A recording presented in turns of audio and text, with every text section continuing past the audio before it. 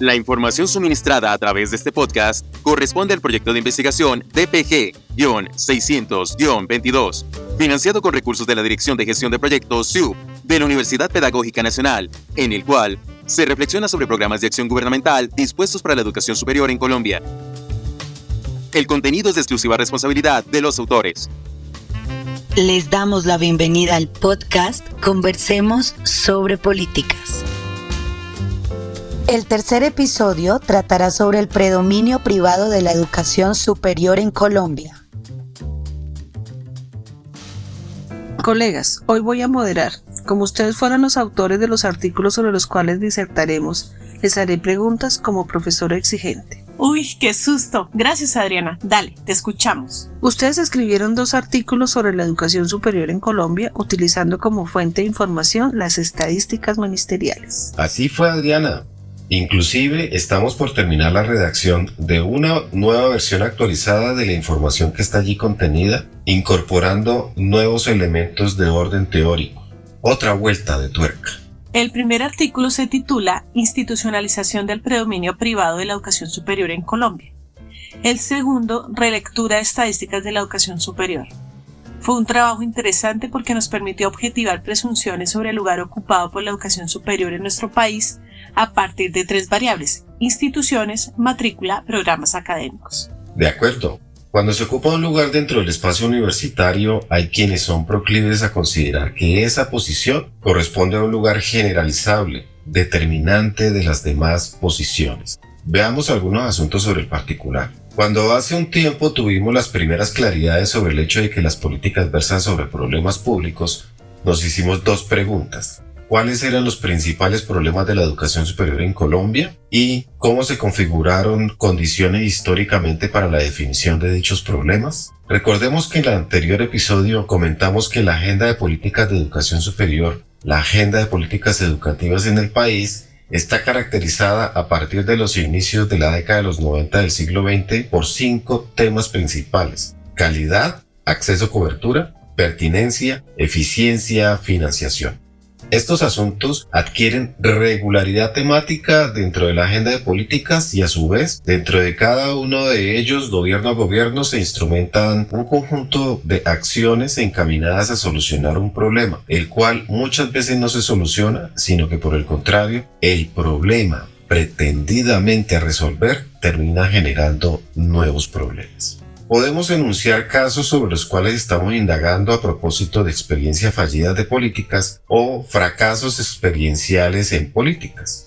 El título es lo de menos. Nos interesa profundizar en las condiciones del fallo de políticas. El caso del programa Serpilo Paga, sobre el cual continuamos indagando, es uno de ellos. Durante el gobierno de Juan Manuel Santos Calderón fue diseñado con miras a que un conjunto de 39.996 jóvenes brillantes, talentosos, con altos resultados en las pruebas Saber 11, pudieran ingresar a la educación superior en las instituciones que ellos escogieran. Para tal efecto, el gobierno nacional otorgó entre 2014 y 2018 posibilidades de acceder a créditos condonables por desempeño académico. Hay pocas investigaciones sobre los procesos de socialización realizados al amparo de dicha experiencia, pero los que existen son significativos. Tampoco hay investigaciones sobre los suicidios de algunos jóvenes sobre cuyas causas hay sospecha relacionada con la dificultad migratoria entre campo y ciudad. Uno de los problemas generados por la implementación de este tipo de programas está intentando ser solucionado por el actual ministro de Educación Nacional, Alejandro Gaviria, a propósito de 5.000 jóvenes beneficiarios de ese programa, que son el 13%, que están endeudados con el carácter de impagable por diversas razones, entre otras, cambiaron de programa, suspendieron estudios, regresaron, etc. Otro programa de acción gubernamental que puede ser referido corresponde a la evaluación de la calidad académica de los programas universitarios. El diagnóstico que también ha ofrecido el ministro Gaviria da luces sobre el particular a propósito del polémico decreto 1330 de 2019, con el cual se incrementaron las exigencias, los requisitos de calidad, que terminaron generando un cuello de botella en los trámites administrativos del Ministerio de Educación Nacional. Así es, Adriana, nos ha interesado mirar eso y justo corresponde al momento previo a tu incorporación al grupo. Allí vemos la manera en que se configura la educación superior y durante ese proceso cómo se produjeron condiciones para la generación de esos problemas que acaba de mencionar René. Tenemos un gráfico que mapea 3 variables: instituciones, matrícula, programas académicos, siguiendo la oposición público-privado. De hecho, la configuración del sistema escolar y el de la educación superior en Colombia tienen inicios constitutivos de esa manera. La creación de la República Colombiana en el campo de la educación aparejó 2 situaciones. La primera de ellas corresponde al hecho de mantener la presencia de particulares en la oferta educativa escolar, así como la existencia de universidades confesionales hispano-coloniales. Más adelante, durante el siglo XX, dicha situación sería acentuada hasta llegar a un predominio de la oferta estatal en la básica primaria. Seguidamente, durante la segunda mitad del siglo XX, se lograría ese predominio estatal en la oferta institucional de la básica secundaria. En educación superior, el predominio privado ha sido casi de las 3/4 partes, o sea, el 73%. El segundo asunto tiene que ver con la imposibilidad de integración normativa de los ámbitos escolares. La regulación de la educación básica y media ha transitado un camino y la regulación normativa de la educación superior ha transitado otro camino. Exactamente. Esa constatación ha dado luces a nuestra manera de trabajar, al enfoque que hemos venido construyendo, con miras a favorecer la comprensión práctica sobre la configuración de dicha orientación constitutiva de nuestro sistema de educación en básica y media y de la educación superior. Así las cuentas, Adriana. En el caso de la educación superior, tenemos varias rutas que inician desde mediados del siglo XIX, concordantes con la manera en que se fue configurando el Estado Nacional colombiano. Hablar de políticas implica reconocer la manera en que se ha configurado dicho Estado y, dentro del mismo, el lugar asignado a la educación superior, así como la significación que sobre ella ha sido instituida, tanto en la objetividad de las regulaciones como en la subjetividad de los agenciamientos en procesos de institucionalización.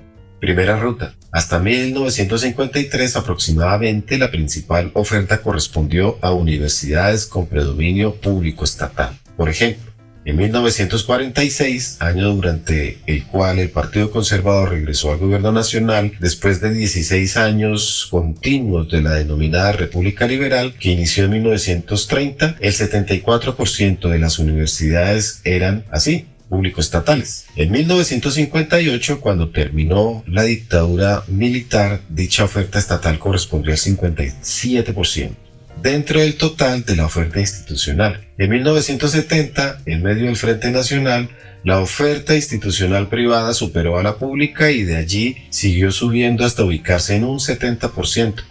En adelante, este valor terminaría oscilando entre un 70% y un 73% hasta el presente. Caray, René, son muchas cifras, son muchos datos, pero en síntesis la reconstrucción de estas estadísticas lo que evidencia es que la educación superior en Colombia tiene como predominio institucional de matrícula de programas académicos al sector privado, o sea, la pretendida solución de la violencia entre los partidos tradicionales en nuestro país aparejó eso que Brunner denomina como privatismo, o sea, un predominio del sector privado en las diferentes ofertas de la educación superior. Así es, Adriana. Sin embargo, también hay que señalar que la objetivación estadística no corresponde a una confabulación en los modos de operación de la acción gubernamental.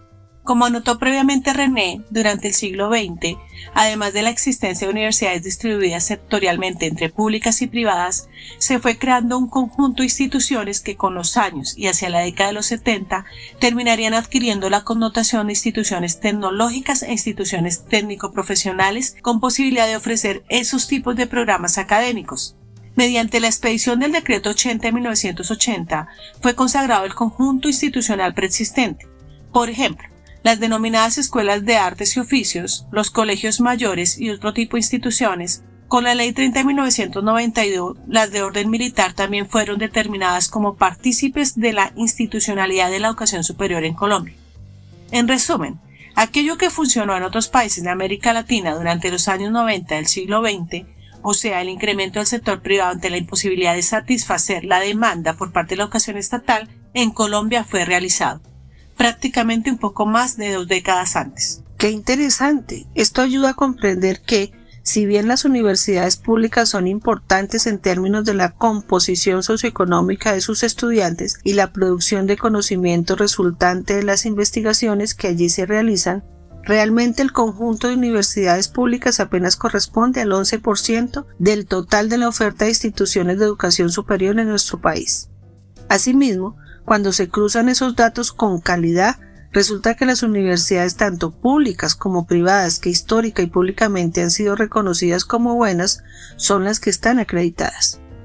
En cambio, las instituciones universitarias con obvio predominio del sector privado no están acreditadas y tienen una elevada matrícula constituida por sectores socioeconómicos medios bajos y bajos. En su caso, la matrícula en la formación tecnológica está mayoritariamente ubicada en el sector estatal y estas instituciones desafortunadamente tampoco están acreditadas. En efecto, Adriana, para eso sirve la reconstrucción estadística en clave analítica de relaciones de fuerza y relaciones de sentido. Eso que tú anotas es supremamente importante. Los resultados de una política, la que corresponde a la evaluación de la calidad de instituciones y de programas académicos, además de corresponder a la conformación de un campo burocrático especializado, permite comprender la eficacia de las políticas. Los resultados sincrónicamente observados adquieren plena dimensión al efectuar la reconstrucción diacrónica de procesos y agenciamientos. Vale, colegas, no nos elevemos, mantengámonos llanito tal cual fue el acuerdo para estos episodios. Así es, colegas. A la audiencia, muchas gracias por su atenta escucha. Hasta aquí llegó el episodio de hoy. Recuerden que los acompañamos Sandra Milena Telles Rico, Adriana Lucero Jiménez Giraldo, René Guevara Ramírez. Profesores de la Universidad Pedagógica Nacional, adscritos al Departamento de Posgrados, integrantes del grupo Politia. No dejes de escuchar nuestros próximos episodios.